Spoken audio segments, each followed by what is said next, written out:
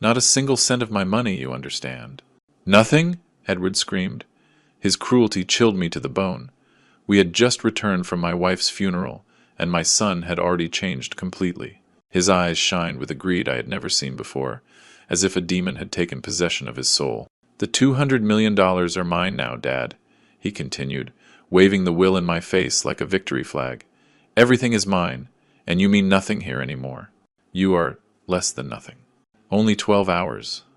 Only 12 hours had passed since we buried the love of my life at Willow Creek Cemetery, and my own son, my flesh and blood, was kicking me out of the family home we had built together over 40 years of marriage. This house, where every corner held a memory, every room contained a story of love and sacrifice. Edward, please, I whispered. I was still wearing my black funeral suit, my face streaked with tears that wouldn't stop. We just buried your mother. How can you be so cruel? Where is the son I raised? Where is the little boy who used to cry in my arms when he had nightmares? Cruel? He laughed with a contempt I had never heard in his voice. You know what's cruel, Dad? That you lived all these years like a parasite off Mom's money. But those days are over. This house is mine. The money is mine. The properties are mine. And you are nothing but a useless old man who never worked a single day in his life. The lawyer, Mr. Richard Foster, cleared his throat uncomfortably from the corner of the living room. He had been the one to read the will that morning in his downtown Chicago office, confirming that my wife, Eleanor, had left her entire fortune to our only son. But something in his dark eyes told me there was more to this than met the eye. A spark of knowledge, a shared secret he couldn't reveal yet. You have 24 hours to get out of my house, Edward declared, pacing the living room like a conqueror surveying newly won land. And don't you dare bother me again. You are not my responsibility. For 40 years you lived off Mom's money like a freeloader. But now you're going to learn what it means to really work. You're going to know what it's like to earn your bread with the sweat of your brow. My hands were shaking, not from fear, but from a deep indignation that was growing like a fire in my chest. This was the little boy I had carried in my arms when he had a fever, the one I had taught to ride a bike in Lincoln Park, the one I had comforted through every nightmare, every stumble in life, the same boy who used to tell me I was his hero, that when he grew up he wanted to be just like his dad. Did you at least read the entire will? Mr. Foster suddenly murmured in a low voice. Something in his tone made Edward stop cold in the middle of the room. His footsteps echoed in the tense silence that followed. What do you mean by that, counselor? My son challenged him. But for the first time since the reading of the will, I saw a flash of uncertainty in his eyes, a shadow of doubt clouding his triumph. Mr. Foster exchanged a meaningful look with me, and I knew exactly what he was referring to. I knew the secret that Eleanor had guarded so closely. An almost imperceptible smile touched my lips as I watched Edward's face begin to pale slightly. Nothing. Nothing important for now, the lawyer replied with professional calm. But his barely contained smile said otherwise. I suppose you'll find out in due time, son. Edward strode toward me, his expensive Italian shoes clicking against the marble floor that Eleanor had personally chosen 20 years ago. I don't care what that damn paper says. The money is mine by right. This house is mine, and you are leaving right now. I don't want to see you under this roof for one more minute. He shoved me toward the front door with so much force I almost lost my balance and fell down the front step. Only Mr. Foster's hand, moving quickly to steady me, kept me from hitting the ground. You know what else, old man? I don't want to see you at any more funerals, any family gatherings, any social events. As far as I'm concerned, from this moment on, you're dead, just as dead as Mom. The sound of the heavy front door slamming shut echoed through the house like a gunshot, like the final closing of a chapter of my life. I stood on the driveway, under the light Chicago autumn rain that had begun to fall, staring at the facade of the house where I had been happy for 4 decades. The French windows that Eleanor and I had chosen together on a trip to Paris. The garden we had planted with our own hands, full of jasmine and roses she loved. The memories, now turning to cold ashes. I walked slowly toward my old car parked on the street, each step feeling like I was carrying heavy stones in my shoes. My black funeral suit was getting soaked by the rain, which was falling harder now, but I didn't care at all. The cold of the rain was nothing compared to the ice I felt in my shattered heart.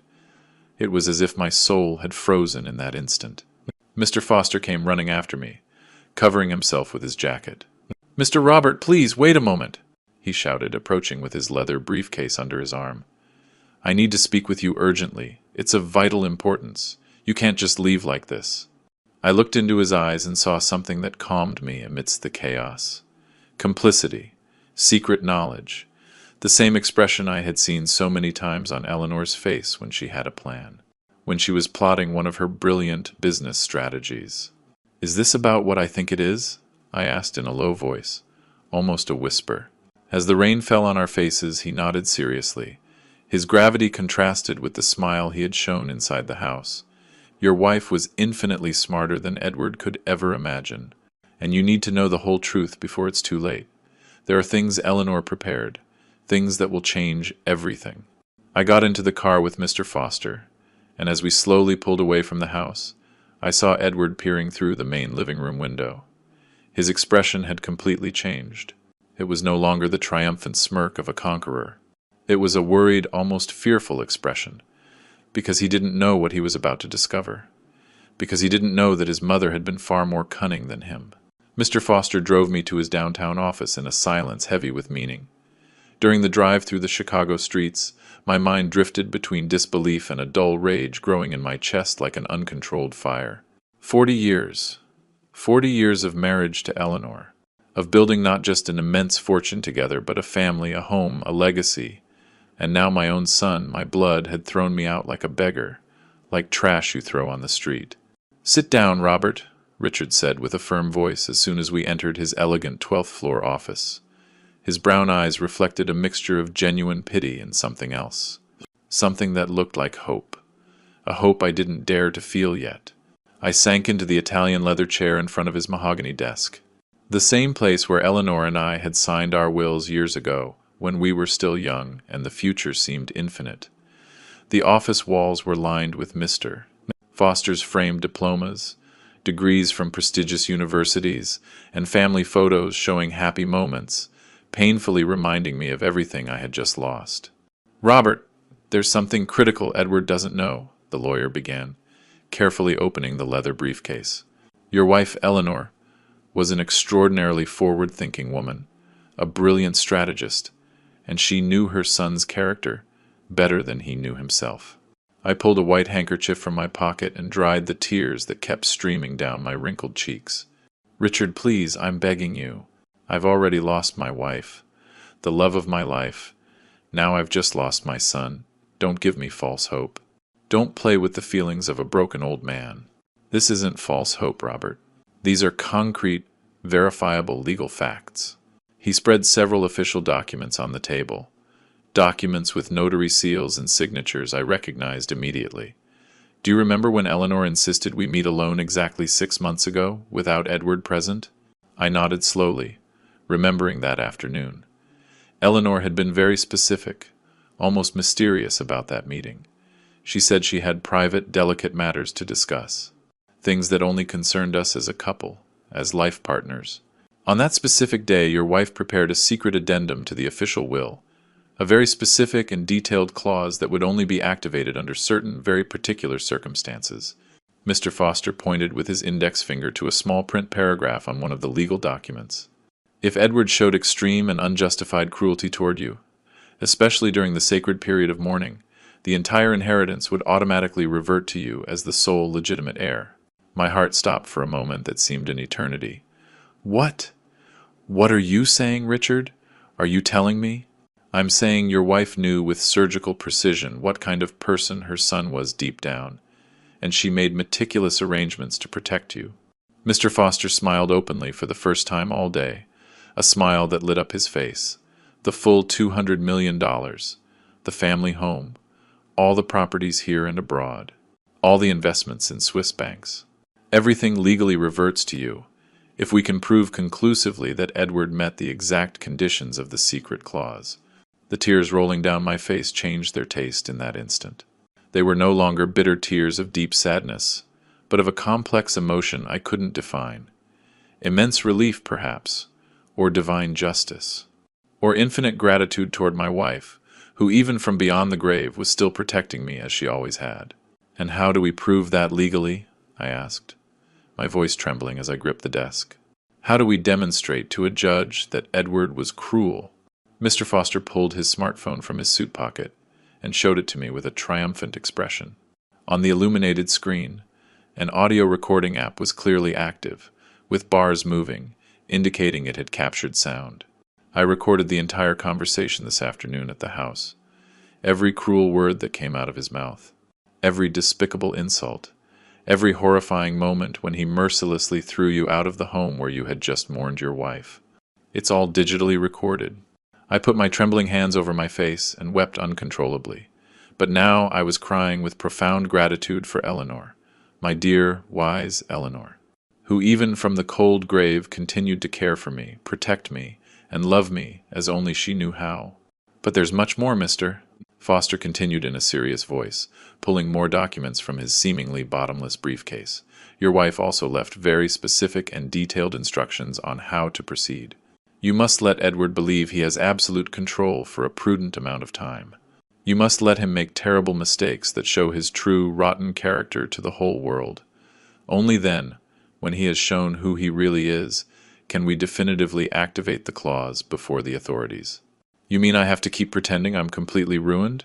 That I have to act like a beggar? Exactly, Robert. Your wife knew her son better than anyone. She knew with certainty that absolute power would corrupt him quickly, like poison, and that you would need time to decide clearly if you really wanted to take it all back, or if you preferred to give Edward one last chance at redemption, one last chance to change. I stood up painfully from the chair and walked to the large window overlooking the main avenue. Outside, the city of Chicago continued its normal, chaotic rhythm, completely oblivious to the Shakespearean drama unfolding in our lives. I thought of Eleanor, of how she had always been 3 steps ahead of everyone in the most complicated business deals. Apparently, she had also been 3 steps ahead in the game of protecting our shattered family. What do I have to do now? I asked without turning, watching the city lights begin to twinkle as evening fell. Go to a modest hotel downtown, something discreet. Act at all times as if you have truly lost everything. I will personally monitor every single one of Edward's actions. According to your wife's precise instructions, he will show his true rotten face very soon. It's only a matter of days. And what if he doesn't? What if his heart has really changed? What if this was just a temporary reaction to the unbearable pain of grief? Mr. Foster walked over to me and placed a fatherly hand on my trembling shoulder. Robert, with all due respect, you and I both know perfectly well that's not going to happen. Edward showed with absolute clarity today who he really is, deep in his soul. Your wife Eleanor knew it for years, and that's precisely why she prepared this entire master plan in such detail. I took the legal documents with trembling hands and carefully put them in the inner pocket of my damp jacket.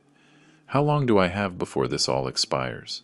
The secret clauses can be legally activated at any time during the next 6 calendar months, but your wife specifically suggested waiting at least 30 full days to observe the complete and definitive pattern of Edward's behavior.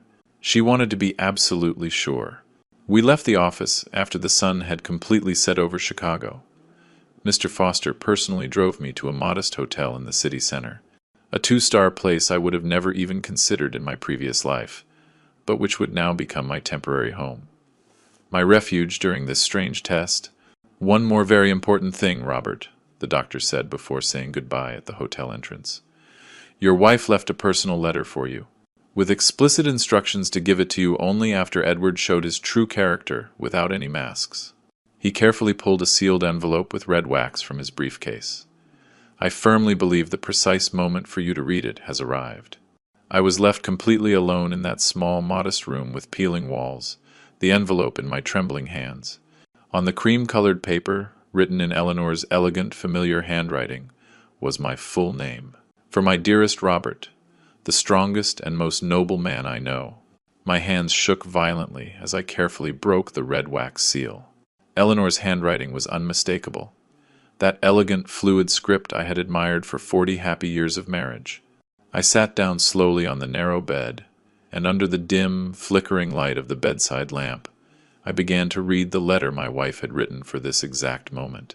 My dearest Robert, my eternal love, if you are reading these words, It means Edward has finally shown his true face, and my plan is unfolding exactly as I hoped. Forgive me deeply for not telling you everything while I was alive, but I desperately needed your reaction to be completely genuine, so he would believe in his temporary victory without any doubt. Tears began to roll abundantly down my face as I continued reading every word written with love.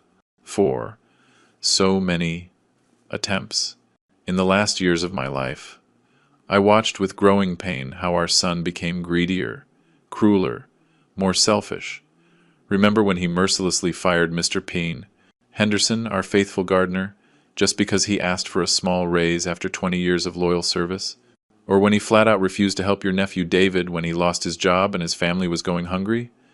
I saw clearly how he treated the domestic staff, how he spoke with absolute contempt about people who have less money than us. I paused my reading and looked out the dirty hotel window at the Chicago skyline. Indeed, Eleanor had clearly seen what I had refused to accept for years out of blind fatherly love. Our son had become a person we didn't recognize. But there is something much more important you must know urgently, my love. The $200 million listed in the official will is not our entire fortune. There are additional secret accounts, properties registered solely in your name, investments that only you and I know about. The real total of our assets amounts to $450 million. My heart stopped completely. $450 million! Eleanor had been even more astute than I had imagined in my wildest dreams. The additional accounts are at the National Bank on Michigan Avenue, registered under your full name, Robert Martinez. The password is the date of our first kiss, May 15th, 1985. Mr. Foster has all the necessary documents, but he will only give them to you when you are completely ready to take full control. I kept reading, and every line revealed how deeply Eleanor had planned for this complex situation. Your task now is to observe. Let Edward firmly believe he has everything. You will see how absolute power corrupts absolutely. As the wise Lord Acton said, he will spend, he will waste, and he will show his true rotten character to the world. When the precise moment comes to reveal yourself as the true sole heir, he will have already learned the value of humility in the hardest way possible. But always remember, my eternal love, the goal was never to punish him cruelly, but to save him from himself. Our son has completely lost his way. But there is still time for him to find his true heart, the noble heart he had as a child. Only through painful loss can he learn to value what really matters. The letter continued with specific instructions. Eleanor, my Victoria? No, that was in the text. Must be a typo. Sticking to Eleanor. Eleanor had prepared everything down to the last microscopic detail, including trusted contacts who would help me during this difficult transition, and a step-by-step plan to recover not only my fortune, but also, she hoped, our lost son. I trust you completely to make the right decisions at the right time. You are the wisest and most compassionate man I know, and I know with certainty you will find a way to transform this horrible tragedy into an opportunity for growth for our shattered family. At the end of the letter there was an additional note that made me smile through the tears. P.S. At the bank, you will also find an additional surprise. Our old friend Mark has been quietly managing some tech investments that aren't even included in the main calculations. Let's just say our real assets might be even higher than you imagine. I love you eternally. Your Eleanor. I carefully folded the letter and put it in my jacket pocket with the legal documents. My mind began to process all the overwhelming information. Eleanor had not only protected me financially with brilliant intelligence, she had also created a unique opportunity to teach Edward a lesson that could save his corrupted soul. I picked up the hotel phone and dialed Mr. Foster's number. Robert, is everything all right? He asked immediately, concern in his voice. I read the whole letter. I said simply, controlling my emotion. Tomorrow morning, I want to go to the bank. I need to fully understand the situation before I decide on my next strategic steps. Of course, Robert. I'll pick you up at 9 in the morning. And, Robert, your wife was a truly extraordinary woman. What she did for you, for your family, is the deepest act of love I have seen in my 30 years as an attorney. That night, I barely slept, not from anxiety or sadness, but from a strange sense of anticipation. For the first time since Eleanor's devastating death, I seemed to have a clear purpose. It wasn't just about getting the money back. It was about getting my son back, about saving his soul before it was too late. The next day, Mr. Foster arrived promptly at the hotel in his black Mercedes. During the drive to the bank, he explained the additional details Eleanor had entrusted to him. "Your wife began to suspect the change in Edward about 2 years ago," he told me. "That's when she began to discreetly restructure a considerable part of her assets. She wanted to be absolutely sure that you would be protected, no matter what happened after her death." At the bank, the personal manager, an elegant woman named Patricia Delgado, received us with the formality appropriate for accounts of that magnitude. "Mr. Robert, I am deeply sorry for your loss," she said, guiding us to a private office. "Your wife was a highly respected client here. And let me say, the arrangements she made to protect you are extraordinarily intelligent." For the next 2 intense hours, Patricia meticulously explained the true scope of the wealth Eleanor had built. The secret additional investments, the international properties in the Bahamas and Miami, the investment funds that had grown silently for years. "The current total of the fortune, considering market fluctuations, amounts to $462 million, she finally informed me. I leaned back in the leather chair, completely overwhelmed by the magnitude of what Eleanor had achieved, and more importantly, by the complexity of the plan she had designed.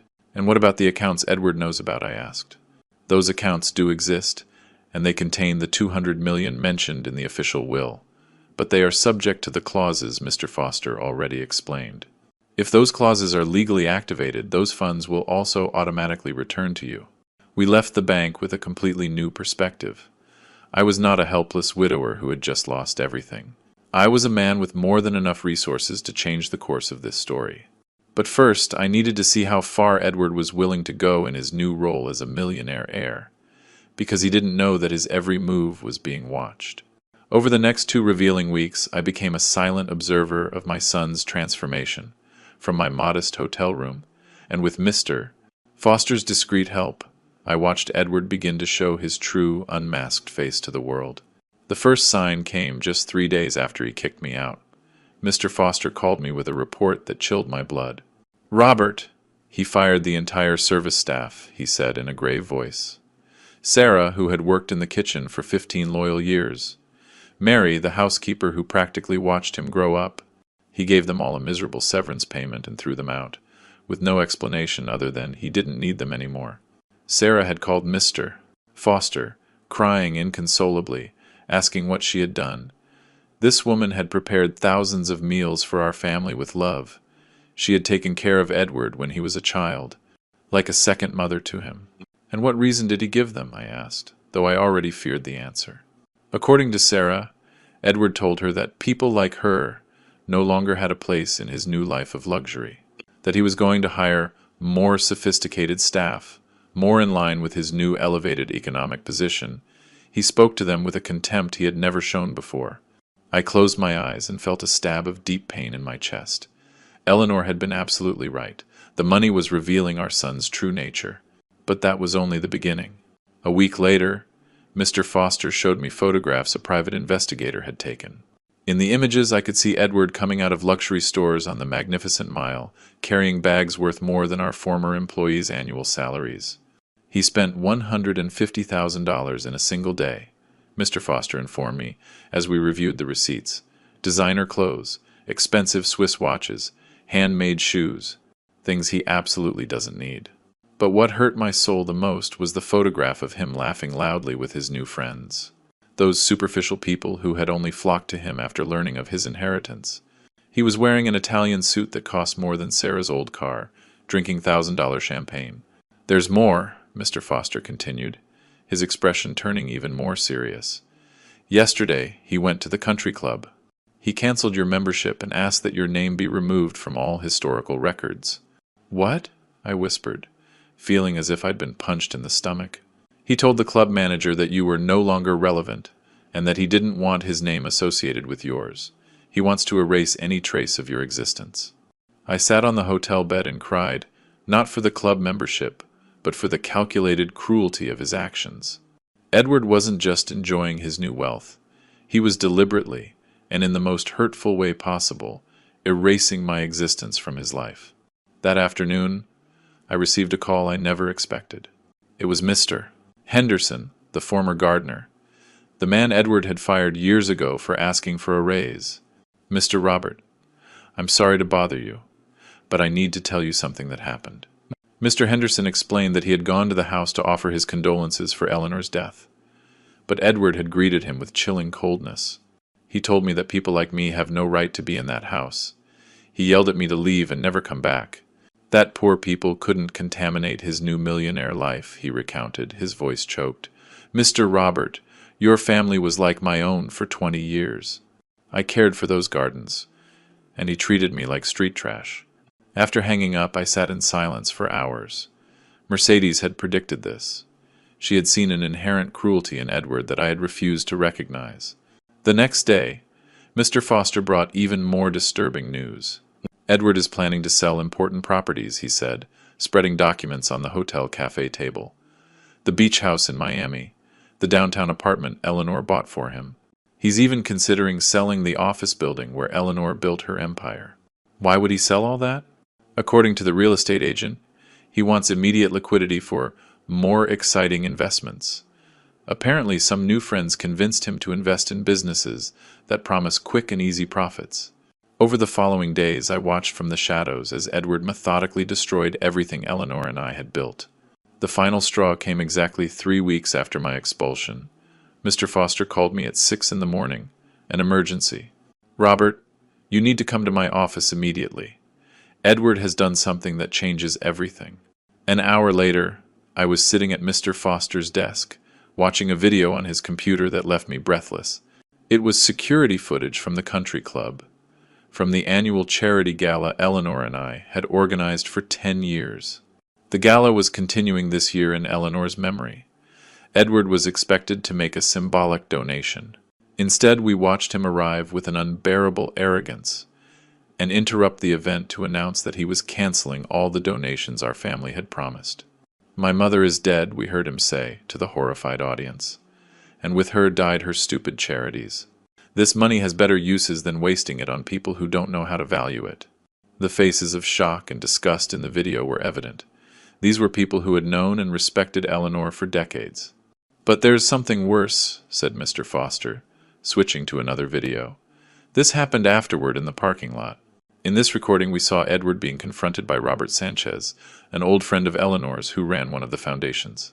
"Edward, your mother would be ashamed," Mr. Sanchez said sadly. "Those donations help hundreds of families." Edward's response shattered my soul. "My mother was a naive idealist. I'm smarter than her. Money was made to be enjoyed, not given away to losers who don't know how to work." Mr. Foster stopped the video and looked me directly in the eyes. "Robert, I think it's time to activate the clauses of the will. Edward has crossed every possible line." Edward had crossed every possible line, but I had other plans.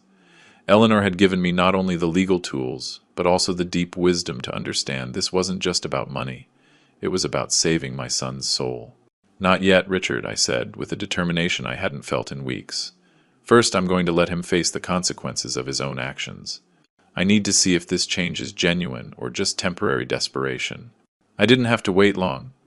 The consequences arrived exactly 1 month after he kicked me out, and they came in the form of his new friends.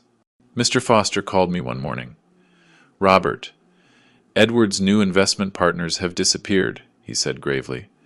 "They took $50 million. I sat down slowly. $50 million. A large chunk of the inheritance Edward thought he controlled. How did it happen? According to the private investigator, Edward met these businessmen at an exclusive party on the Gold Coast 3 weeks ago. They promised to double his investment in 6 months through a European art import business. It was all an elaborate scam. Mr. Foster sent me the details. The fake names, the fraudulent bank accounts. It was a sophisticated operation targeting rich, inexperienced heirs just like Edward.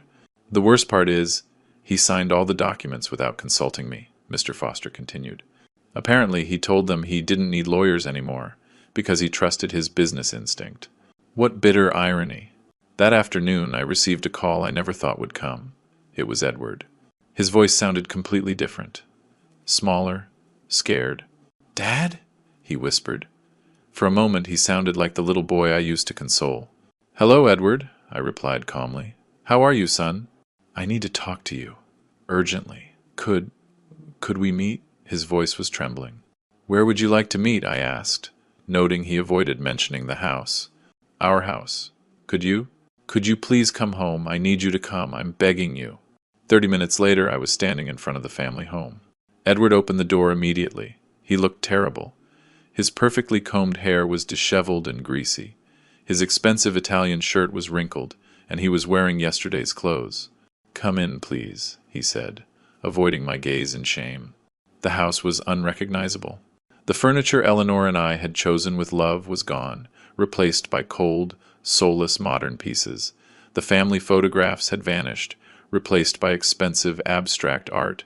"What happened, Edward?" I asked, though I already knew the answer.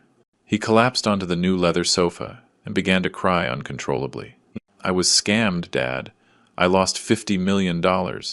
Those men I trusted, they disappeared with all my money." I sat down next to him, fighting the paternal urge to comfort him. This was the moment Eleanor had foreseen. "And what do you plan to do now?" I asked gently. "I don't know," he sobbed.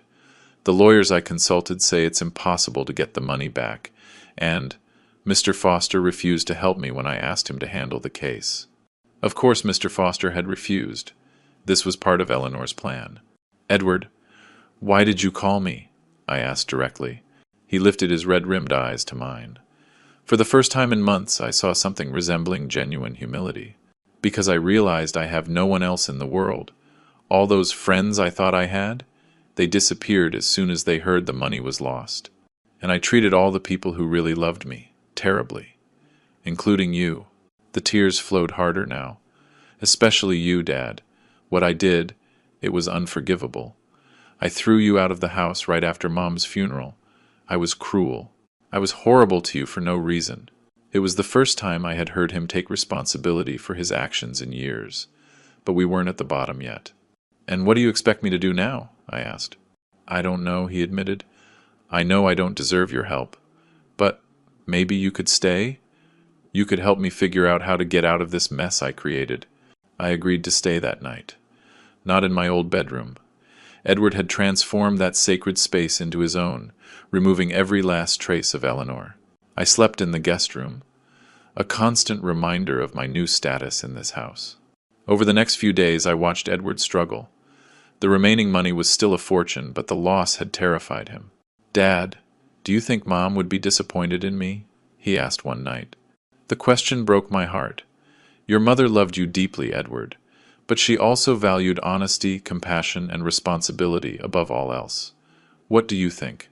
He looked down at his plate. I think she would be very disappointed, not just because of the money, but because of how I treated people. You, Sarah, Mr. Henderson. I acted like a monster. And what do you plan to do about it? This was the crucial question. I don't know if I can do anything. Some things can't be undone, right? Some wounds are too deep. He was finally beginning to understand. But the most important test was yet to come. 3 days later, the second crisis hit. Mr. Foster called me early. "Robert, the bank is requesting audits of all the inheritance accounts. Apparently, someone reported suspicious movements after the scam. This is part of the plan." "What does that mean?" "It means they are going to temporarily freeze all the assets while they investigate. Edward will be effectively cut off from his money for at least 2 months." I hung up and went upstairs to tell Edward. His reaction would tell me everything. He was silent for a long time. Then, to my genuine surprise, his first words weren't panic. "I guess this is what I deserve," he said quietly. "After everything I did, after how I treated everyone. Maybe it's time I learned to live like a normal person." This response gave me hope. With the bank accounts frozen, Edward was forced to face a reality he had never known. Real financial limitation. When the bills started piling up, the reality hit him. "Dad, I don't understand these numbers," he said one morning, a stack of bills in front of him. "The monthly expenses for the house are higher than any normal salary." It was the first time in his life he had ever seen the real bills. "How much do you think it costs to maintain this house monthly?" I asked. "I don't know. $5,000, maybe?" $22,000, I told him. showing him the bills for utilities, maintenance, insurance, and the new cleaning staff he had hired. His face turned white.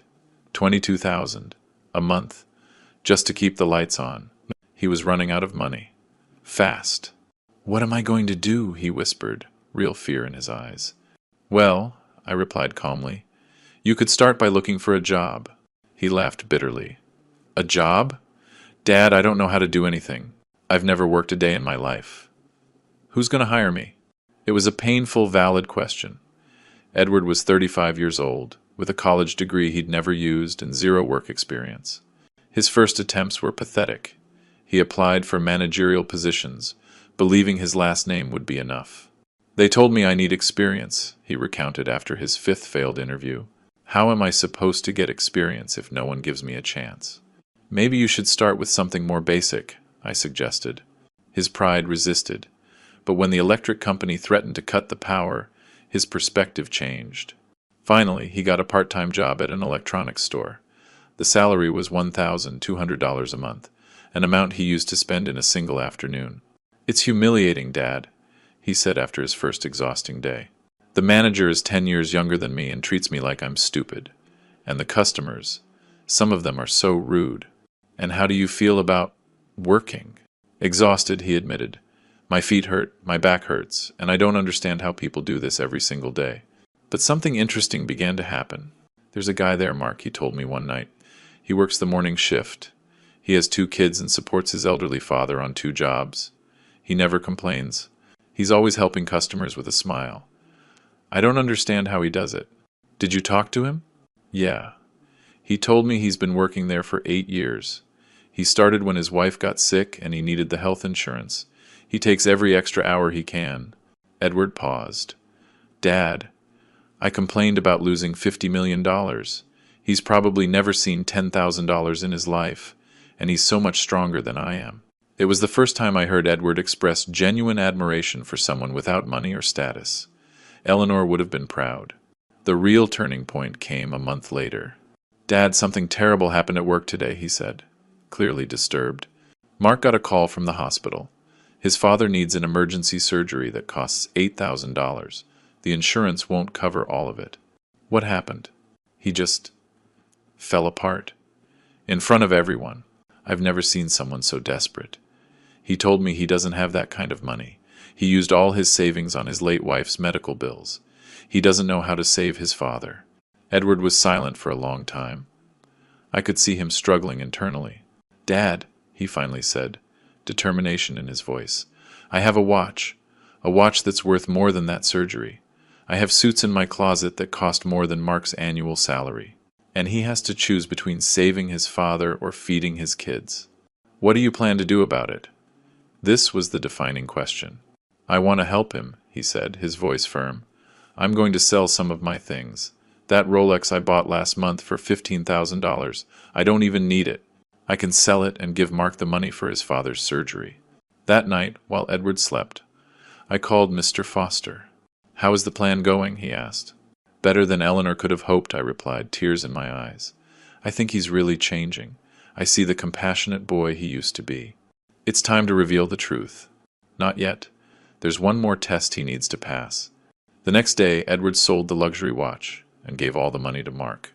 When I saw the profound gratitude in that man's eyes and the genuine satisfaction on my son's face, I knew we had reached a crucial point. But the universe had one last lesson. That same week, a letter arrived. It was from a different lawyer, representing the estate of a distant uncle of Eleanor's who had recently passed. "Mr. Edward," he read aloud, his hands trembling. "We regret to inform you that Mr. Thomas Peterson passed away last month and named you as his sole heir. His estate amounts to approximately $75 million. Edward dropped the letter on the table. He stared at me, his eyes wide with disbelief. $75 million. More, he whispered. After everything, after I finally learned the value of money, it just reappears. This was the final exam. What would Edward do with a new fortune after he had discovered compassion? The letter about Uncle Thomas's inheritance was real. But there was a crucial detail Edward didn't know. I had veto power over this inheritance, thanks to an agreement Eleanor had set up years ago. I decided not to reveal this. I wanted to see how he would react. I can't believe it, he murmured. Just when I thought I'd lost everything, when I was finally learning to live differently, this just falls from the sky. How do you feel about it? I asked carefully. Confused, he admitted. 2 months ago, this would have been the answer to all my problems. I would have run to claim the money and gone right back to my old life.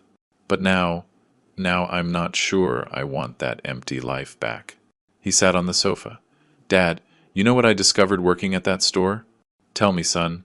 I discovered that I'm capable of things I never thought I could do. That I can work 8 hours straight. That I can solve real problems for real people. That I can genuinely help. And for the first time in my life, when someone says thank you, I know I actually earned it. My heart filled with hope.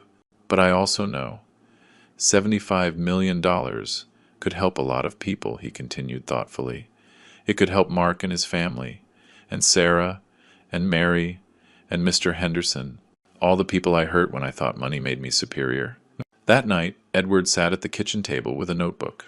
What are you doing? I'm making a detailed list, he replied. A list of all the people I hurt, all the things I did wrong, and how I could use this money to repair the damage I caused. I watched him write names, specific amounts, detailed plans. Mark was on the list. So were Sarah, Mary, Mr. Henderson, the charities, and even the employees at the electronics store. Dad, can I ask you something? He said when he finished. Of course, son. Do you think Mom would forgive me? For everything I did? His voice cracked. The question broke my heart. Eleanor had planned for this exact moment of genuine repentance. Your mother loved you unconditionally, Edward. But more than forgiveness, she wanted you to find your way, to become the person she knew you could be. And do you think I'm finding it? Do you think I'm really changing? Before I could answer, the phone rang. It was Mr. Foster. His voice was urgent. Robert, I need to speak with you and Edward immediately. Something has come up regarding Uncle Thomas's inheritance. What is it? I'd rather explain in person. Can you come to my office tomorrow morning? I barely slept. I knew it was time. The next day, we arrived at Mr. Foster's office. Edward was wearing his uniform from the electronics store. He had to work right after the meeting.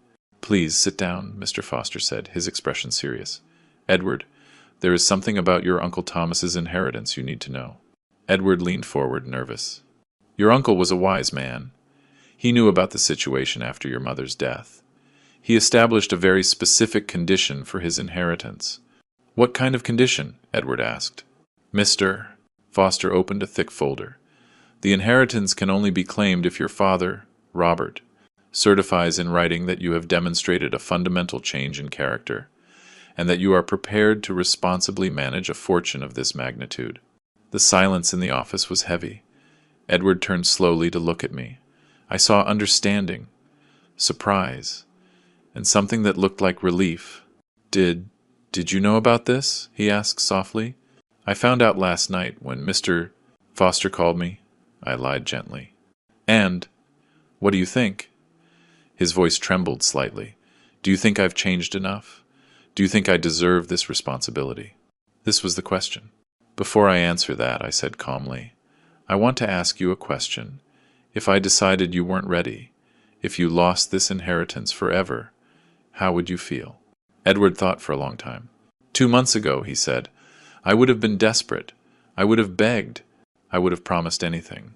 He paused and looked me right in the eye. But now, I think I'd be okay.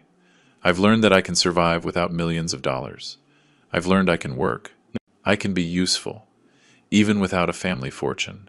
And if I say yes, what would you do with 75 million? Without hesitating, he picked up the notebook he had written last night.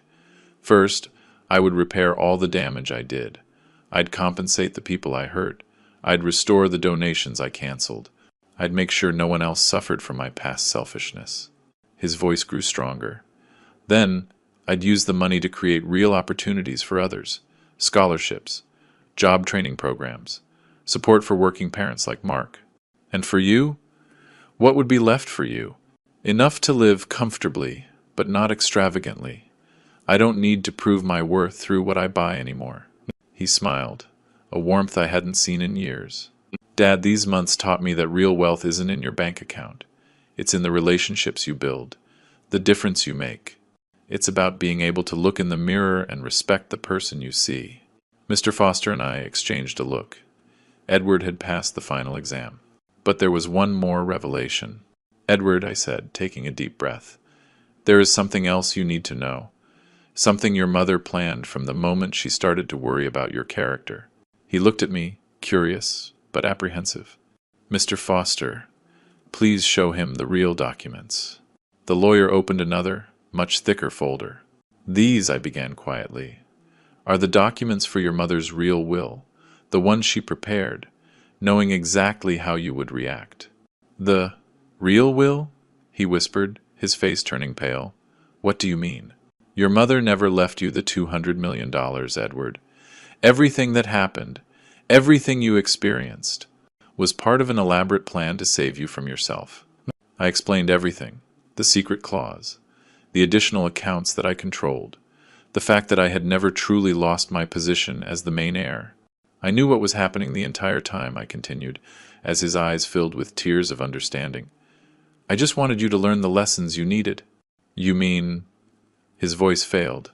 I mean, your mother loved you so much, she was willing to make you believe you had lost her love just so she could save you. And I was willing to let you kick me out, to let you treat me with cruelty, because I knew it was the only way for you to discover who you really wanted to be. Edward collapsed. This wasn't the crying of someone who lost money. It was the deep, agonizing sob of someone who finally understood the magnitude of the love he had received. Mom knew I would become a monster, he sobbed. And still, she found a way to save me. And you. He looked at me, his face wet with tears. You endured all my cruelty, knowing you could stop me at any moment. Your mother wrote in her letter that the goal was never to punish you. It was to save you.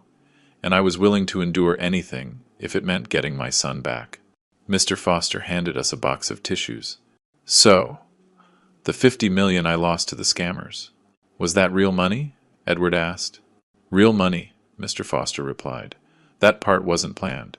Your mother had put that amount in accounts you could actually use, expecting you to make financial mistakes. The scammers just accelerated the process. And Uncle Thomas's inheritance? It's real, I said. But, as you now know, it's conditional on my approval. Your Uncle Thomas was part of your mother's plan from the beginning. Edward was silent, processing everything. Finally, he looked up at me. Dad, can you forgive me? He whispered. Not just for these horrible months, but for years of being selfish and cruel and blind to what you and Mom did for me. I already forgave you, Edward. I forgave you from the very first day, because I knew the son I raised was still in there, somewhere under all that greed. So what now, he asked. What happens with all the money? The real inheritance? I pulled out a document I had prepared the night before. I've decided to divide everything equally between us, I said, but with specific conditions. Your share will be in a trust, managed jointly by both of us. Every major financial decision we will make together. And a significant portion must be allocated to charitable causes and to repairing the damage you caused. If you don't accept these conditions, you'll receive a fixed amount to live comfortably, but you will not have access to the main fortune. The decision is yours. Edward didn't hesitate. I accept. I accept all conditions. He stood up and walked to the window. Dad, I learned something these past few months. Money only has real value if you know how to use it to do good. Without that wisdom, it's just paper that corrupts your soul. And what about your job at the electronics store? I'm going to keep working there, he replied with determination. At least for a while, Mark and the other guys. They've become my real friends. And I like the feeling of earning my paycheck, no matter how small. Mr. Foster began preparing the official documents. But there was one more conversation we needed to have. Edward, I need to ask you something. And I want you to be completely honest. Of course, are you doing all this change of heart, because you've really changed? Or because you now know that I control the money? It was the most important question. Edward thought carefully. 2 hours ago, when I thought I depended on your approval for Uncle Thomas's inheritance. I had already decided that even if you said no, I would continue trying to be a better person. Not for the money, but because I finally like the person I'm starting to become. He came over and put his hand on my shoulder. Dad, these months of working, of struggling, of meeting real people with real problems, they taught me something 35 years of privilege never could. True wealth comes from the relationships you build and the good you do in the world. The money is just a tool to achieve that. And you're sure you won't go back to being the person you were? I can't promise I'll never make mistakes, he admitted honestly. But I can promise I will never forget the lessons I learned. And if I ever start to stray, I expect you to stop me again. That afternoon we signed all the documents. Edward officially became the co-owner of a fortune that now amounted to over $500 million, including Thomas's inheritance and the investments that had grown. But more important than any amount of money was what we had regained, our relationship as father and son, and the opportunity to use our wealth to make a real difference. When we left Mr. Foster's office, Edward surprised me. Dad, could we go visit Mr. Henderson? I want to apologize to him personally and offer him not just his job back, but the chance to expand the gardens. Maybe start a landscaping business with our financial backing. As we walked to the car, I reflected on the miracle I had witnessed. Eleanor had been right. Sometimes, to save someone you love, you have to be willing to let them hit rock bottom. But there was one final surprise, something even Eleanor hadn't foreseen. 3 months after our reconciliation, while we were organizing the first meeting of the foundation we had established in Eleanor's memory, a letter arrived. It was from a notary in Sao Paulo, Brazil, informing us of a safe deposit box Eleanor had kept secret. The box could only be opened after specific conditions were met. Edward had to have worked for his own money for at least 3 months. He had to have genuinely helped someone in need, and father and son had to have signed official documents of reconciliation. Mom really did think of everything, Edward murmured. We flew to Sao Paulo that week. At the bank, we were led to a vault. When we opened the box, we found something neither of us expected. In addition to more financial documents, there was a collection of letters, all written by Eleanor, dated and numbered, addressed to specific moments in our healing process. The first letter was marked for when Edward had learned the value of work. My dear son, Edward read aloud, tears rolling down his face.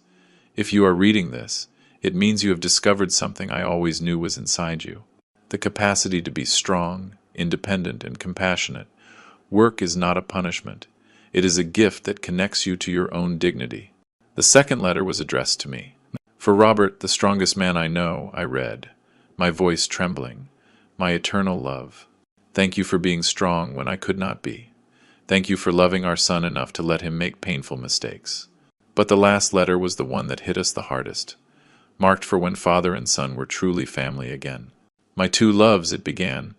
If you are reading this together, it means the miracle I hoped for truly happened. Edward, you discovered that true wealth isn't in what you own, but in what you give.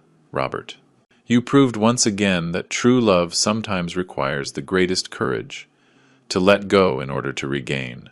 But there is something else you need to know. Something I kept secret even from Mr. Foster. For the last 5 years, I have been silently donating millions of dollars to charities around the world, not through our family foundation. I wanted it to be completely anonymous. Edward and I looked at each other in astonishment as I kept reading. I have secretly paid for the college education of over 500 low-income students. I have funded 3 hospitals in rural areas. I have established funds for single parents, child nutrition programs, and shelters for victims of domestic violence. Eleanor had donated nearly $100 million, but she had structured the donations to continue automatically if we proved we were ready to continue her legacy. The real total of our family's assets is $650 million, the letter revealed. But it comes with the greatest responsibility you can imagine, to use this wealth to change lives, not just to live comfortably. At the end, instructions, contacts for organizations, a detailed plan to expand these efforts. P.S. In this box, you will also find the deed to a house in each of the places we helped. They are not for you to use as vacation homes. They are centers of operation. so you can personally oversee the impact of your donations. I want you to meet the families you help." We sat in silence, overwhelmed by the magnitude of what Eleanor had been doing in secret. "Dad," Edward finally said, "do you realize what this means?" "It means your mother wasn't just teaching us about money," I replied. "She was preparing us to become stewards of a legacy that goes far beyond our family." In the following weeks, we began contacting the organizations Eleanor had been supporting, directors of children's homes who didn't know how to thank the anonymous angel who had saved them, students who had graduated from college, never knowing who paid their tuition. "It's overwhelming," Edward confessed one night. "Mom helped thousands of people without ever expecting recognition. How can we live up to that example?" "We don't have to live up to it immediately," I replied. "We just have to start, one step at a time." We decided to visit the centers she had established. Our first trip was to a hospital in rural Appalachia that she had fully funded. Seeing doctors save lives with equipment our money had provided, it changed our perspective fundamentally. "This is what Mom wanted us to understand," Edward told me, as he helped a young father fill out forms for his son's treatment. "Money isn't a prize we won. It's a tool we were entrusted with, to do good in the world." A year after our reconciliation, we officially established the Eleanor Martinez Foundation, with Edward as CEO and me as chairman of the board. Edward had left his job at the electronics store, but he kept his friendships with Mark and the other men. In fact, several of them now worked for our foundation, using their real-life experiences to help families in need. "You know the strangest part?" Edward asked me during the opening of our 10th program. "What's that?" "I'm happier now, working 14-hour days to help others, than I ever was when I could buy anything I wanted." Mom was right. True happiness comes from knowing your life has a purpose greater than yourself. That night, as we reviewed applications for our new loan program for working parents, I reflected on the extraordinary journey we had lived. Eleanor had orchestrated not only the salvation of her son's soul, but the complete transformation of our family. "Dad," Edward said, as we approved 50 new loans, "do you think Mom would be proud of us?" I looked at my son. He had gone from a selfish, cruel heir to a man dedicated to changing the world. I thought of Eleanor, of her impossibly complex plan, her faith that love could triumph over greed. "I think your mother knew exactly who we would become," I replied, "and I think right now, wherever she is, she's smiling, because her plan didn't just work. It exceeded even her most optimistic expectations." Edward smiled and continued working. Outside, the city slept, unaware that in that modest office 2 men were working late into the night, planning how to use a fortune to change the world. I didn't save him with money. I saved him by teaching him to save himself. And in the process, we discovered that the real wealth was never our financial fortune, but the infinite capacity of the human heart to transform pain into compassion, selfishness into generosity, and loss into purpose. And Eleanor, my dear Eleanor, had known this all along. Epilogue. 5 years later, the Eleanor Martinez Foundation had grown into one of the most respected charitable organizations in the country. Edward had married a teacher he met at one of our educational programs. Together, they were raising 2 children with the values of compassion and service Eleanor always wanted to instill. I had found peace in my role as a grandfather and mentor, knowing Eleanor's legacy would continue. The family home, once the scene of such cruelty, had been converted into a community center where families in need received support and guidance. Sarah and Mary had returned, not as employees, but as program coordinators. Mr. Henderson trained low-income youth, and Mark, the man who had unknowingly been the catalyst for Edward's change, was now the deputy director of our foundation. His recovered father volunteered in our programs for the elderly. One afternoon, while Edward and I were visiting the cemetery where Eleanor rested, my son placed fresh flowers on her grave and whispered, "Thank you, Mom, for loving me enough to save me from myself." As the sun set over the city, I knew Eleanor was at peace. Her plan had worked perfectly. She had not only saved her son, she had created a legacy of love and service that would continue to transform lives long after we were all gone. If you enjoyed this story, you can support me by pressing the like button. This way, I can write many other stories like this. Thank you so in advance. And you, what would you do in this person's place? I really want to know your opinion, so write it here in the comments. I'm always curious to know what you think. Oh, and also tell me where you're watching this story from. If you want to hear more life stories like this, like the video and subscribe to the Williams Revenge Stories channel. There are many others waiting for you. A big hug, and until next time.